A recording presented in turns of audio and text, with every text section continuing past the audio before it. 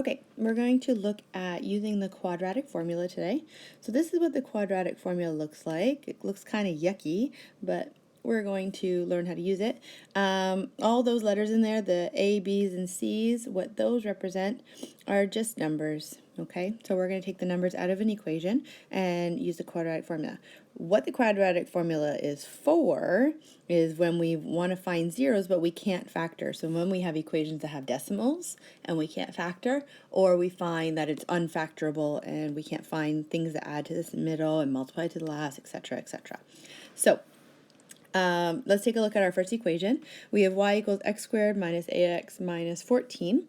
So we're going to use our quadratic formula and sub our values for a, b, and c into the equation. So if I take a look here, my a value, let me just zoom in on this question.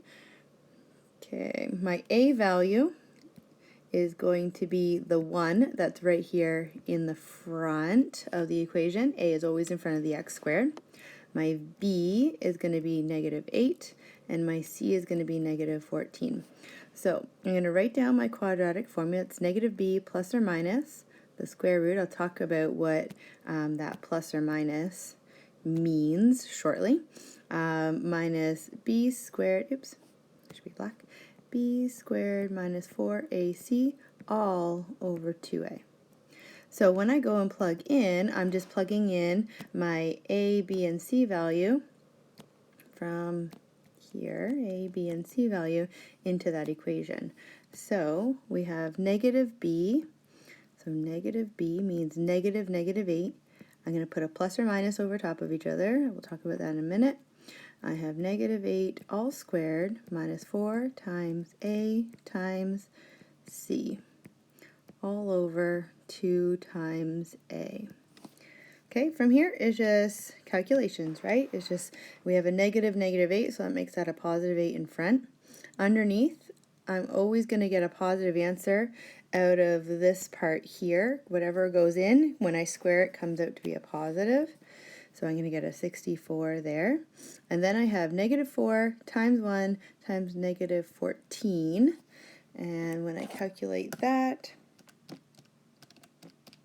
we get positive 56 all over 2. Under the square root, I'm going to go 64 plus 56, and I have the square root of 120 all over 2. So this is where we're going to find our two zeros. Let me just slide this up. So we have one of my zeros is going to be 8 plus the square root of 120. This is where we're going to divide up that plus or minus all over 2. My second zero is going to be 8 minus the square root of 120 all over 2. So I'm taking that plus or minus and splitting it up into two pieces. So my first one, I'll have 8 plus the square root of 120, all divided by 2. I get 9.48, let's say. And the second one, my second zero, is going to be 8 minus the square root of 120 all over 2. And I get negative 1.48. So there's my two zeros. One at positive 9.48 and one at negative 1.48. Okay, so that's how the quadratic formula works. So check it out. Make sure you understand how to divide up that plus or minus. Let's try this next one. So this time we have an a value of negative 2. We have a b value of 0, because if you notice, there's no x term in there. And I have a c value of 162. Okay, so we're going to go and plug that in. It's a good idea to write the quadratic formula down every single time you use it. That way you'll remember it. You're going to need to know it next year. And if we were in class doing tests and things, you would need to know it. So if you write it down every single time, then you'll remember it better. So negative b, since b is 0, I'm going to put no number there. I'll just put a 0 for now so you can see I did something. Underneath the square root, I'm going to have 0 squared, 4 times a times c, is that 162? Sorry, that should have been longer. and then all over 2 times a. So first we're going to get plus 0 plus or minus. Underneath we're going to have 0. I have negative 4 times negative 2 times 162. And I have the square root of 1296 and all over negative 4. So this is where we would divide it up or split up that plus or minus. But since I have a 0 in the front, I'm going to go 0 plus and 0 minus. So maybe we should write those down. So I have 0 plus the square root of 1296 over negative 4. And then I'm going to have 0 minus the square root of 1296 all over negative 4. Okay, so be careful there. So square root of 1296 is 36. So I have 36 over negative 4, which is negative 9. And over here, I'm going to have negative 36 because of that negative on the outside, 0 minus 36. And that's going to be over negative 4, and that gives a positive 9. So since those numbers came out to be whole numbers, that means that this question probably was factorable. So if I had divided out that negative 2 from both terms, then I probably would have ended up with a difference of squares. Yeah, I would have ended up with negative 2 times x squared minus 81 and got a difference of squares of plus or minus 9, which is what we have down here. So always look to see if it's factorable, then you don't have to do as much work, but we are practicing with the formula right now, so it's okay that we did the work there. Okay, so one more right down here. We have this guy. So my a value for this one, let me zoom in. My a value for this one is 3, b is negative 8, and c is 10. So I'm going to write down my formula like I always do. It's really good practice. Make sure you have that plus or minus. B squared minus 4ac. When you take grade 11, you're going to need to know this. No one's going to hand it to you. You're going to have to remember how to use it. So let's go and plug in negative 8, because it's a negative b, plus or minus. I'm going to have negative 8 squared 4 times a. Let me just slide over here. And c is 10. And then I have my big square root over all of that. Then we have 2 times 3, and I'll leave you for a second to complete that calculation. So there's my calculations. Underneath that square root sign, you can see you have a negative number, and you're going to get an error on your calculator when you go to calculate that. You cannot take the square root of a negative number. So in this question, we're going to have no zeros. So this one doesn't have any zeros simply because we cannot find the square root of that negative value.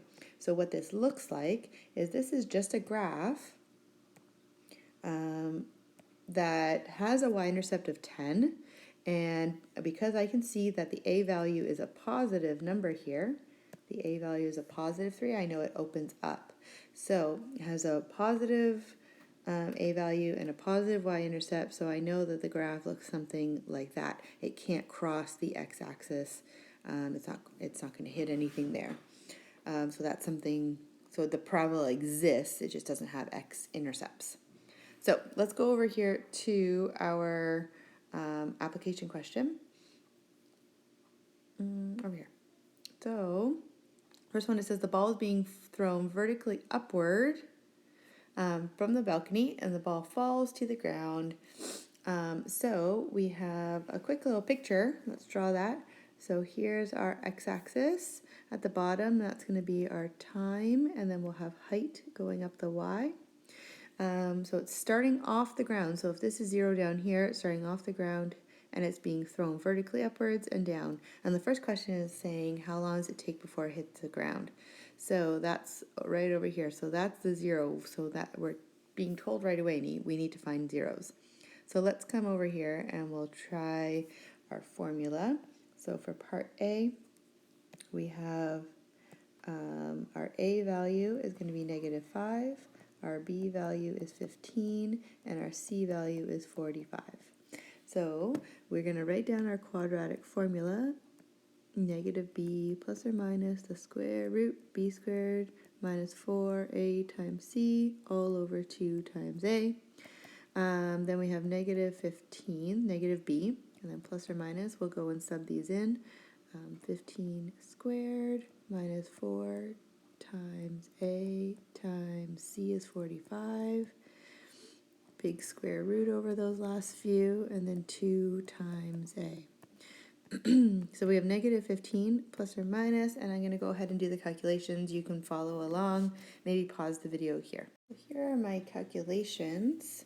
I have negative 15 plus or minus the square root of 1125 all over negative 10. So this is where we're going to divide up that plus or minus to get our two zeros. So we have the first one will be negative 15 plus the square root of 1125 all over negative 10. The second one, remember we're dividing that up, we're going to go negative 15 minus the square root of 1125 all over negative 10. So let's go ahead and calculate that. So those are my two answers there, and only one of them makes sense, because if I look at my picture, I have one that's happening in the future, happening forward, and then we would have one happening back in time, which wouldn't make any sense. So we can come down to our answers here, and we're going to select the positive one in this case. So we're going to next go and find how long is the ball to reach maximum height. So it's asking how long will it take for it to reach this point up here. So that's finding our zeros, or sorry, finding our vertex. So I'm going to take my zeros, add them together, and divide by 2. So let's go and do that. So this is going to be part B down here. So I'm going to take my zeros, so the x-coordinate of the vertex will be negative 185 plus 4.185 over 2. So we'll add them together and divide by 2. And we get an answer of 1.5 here. So that's when we're going to reach maximum height. The second, or the third part there says determine the maximum height of the ball. So let's find what the maximum height is when the ball reaches 1.5 seconds. So we're going to go back to our original formula, which was negative 5x squared, can't remember what it was, plus 15x plus 45. So we go and plug in our 1.5 in where those x's are.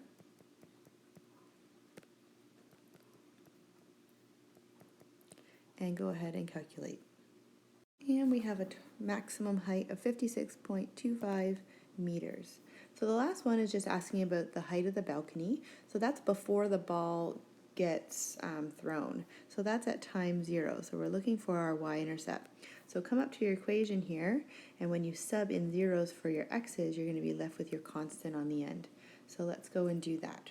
So right down here, right below, we'll go the height, and we'll put zeros in for the x's because we're saying at time 0, oops, nothing there, 45, then we're going to get rid of those and we will be left with height of 45, which is our y-intercept. So that is our height of the balcony.